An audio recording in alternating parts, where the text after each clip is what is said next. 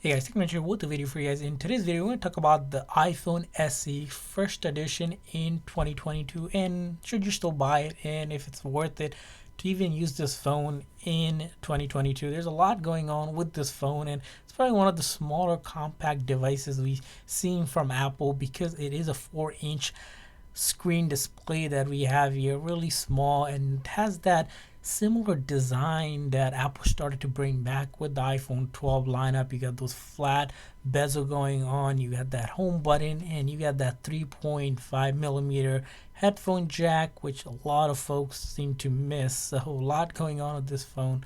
But again, now when we talk about this phone, there's going to be a couple interesting things. The first interesting thing about this phone is that we were able to update it to iOS 15 when pretty much earlier in last year we sort of said, hey, this phone isn't going to support iOS 15. It's the end of it and you might as well throw it away.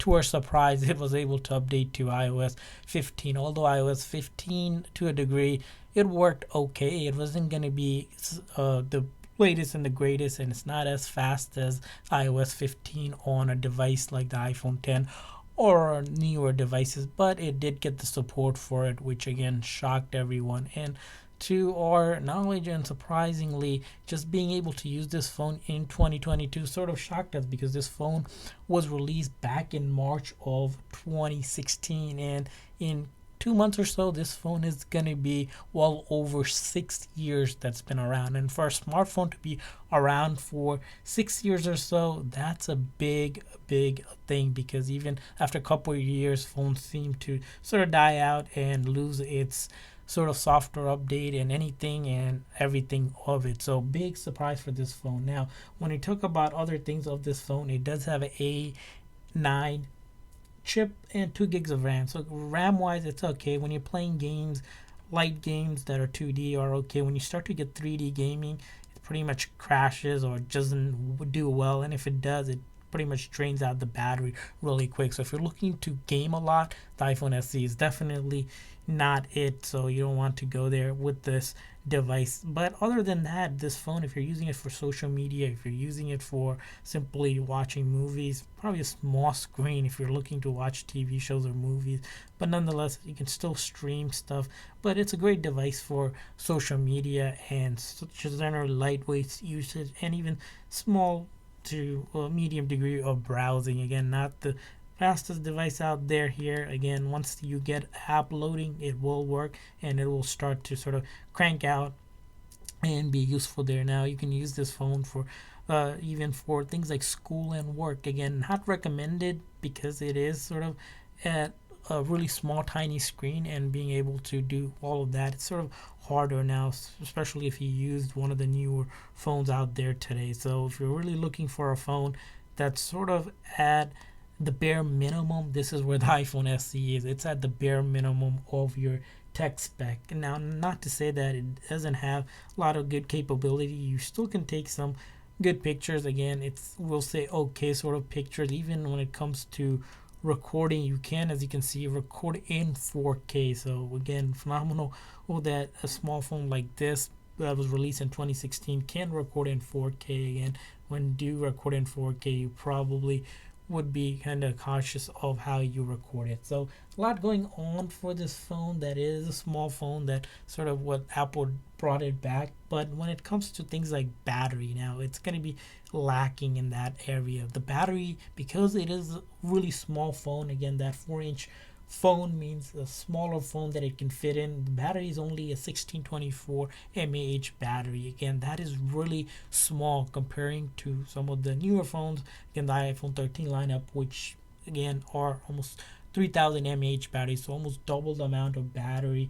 And when you do really start using the phone on a full single charge, honestly, if you're a light to medium user, you go halfway, even sometimes maybe 1/3 of the day before you need to charge. Again, a big disadvantage now in 2022 when you need a phone to last for a long time, because as you know, everyone uses a phone for pretty much anything from calling, texting, as a GPS tool, social media, your work, school, email, all of that good stuff that you're looking to do on the iPhone SE here will be sort of draining out that small battery that it does have. Again, that one other thing to mention about this phone is probably around the price point. Now, this phone, iPhone SE, you can probably easily score this under $100 or so. You probably get it for $60-$70, which will leave some link in the description section if you're really interested in getting this phone, maybe as a backup phone. So the question comes: is the iPhone SE worth it in 2022? We're gonna simply say it's gonna be a yes and a no, but more towards a no for us, because although it did get the latest update, it's simply just slow, and that battery life, again, it's just not acceptable. And even to some phone, if you had this phone for a couple of years, you've noticed the battery just completely drains out and you need to replace the battery. Now, why go and replace the battery, which is going to cost about the same as getting a new phone? You might as well, if you like that home button and you like to have that small feeling, probably iPhone SE 2020 edition, the second edition, which was released last year, well, actually in 2020 of April, probably a better phone to get, because it is a small compact phone with that home button and that A13 Bionic chip. Other than that, if you're looking for a phone for maybe someone like a backup phone, or maybe a younger child, or even older parents that doesn't mind just simply for basic stuff like we mentioned, just calling and texting and light browsing and social media here and there, it's a great phone. Not to say that this phone can still do that, it can still do that, but when it comes to software update, we really think that iOS 15, it's going to be the latest update you can get. When iOS 16 comes out later this year, we really don't think it's going to get iOS 16. But who knows? Apple did surprise us last year. We don't know if they'll surprise us this year. Even if iOS 16 does install on this phone, we really expect it to really simply slow down or just give us a lot of trouble, because with older hardware like the A9 and just 2 gigs of RAM, when you have a new software update that require the phone to have a lot more, it's just not going to be able to deliver that sort of power. So hopefully this video was helpful, and we want to hear from you guys what your opinions are on the iPhone SE first edition. It's a good buy or not. Leave a comment in the comment section, and we want to hear from you guys. Thanks for watching, guys. See you guys next time.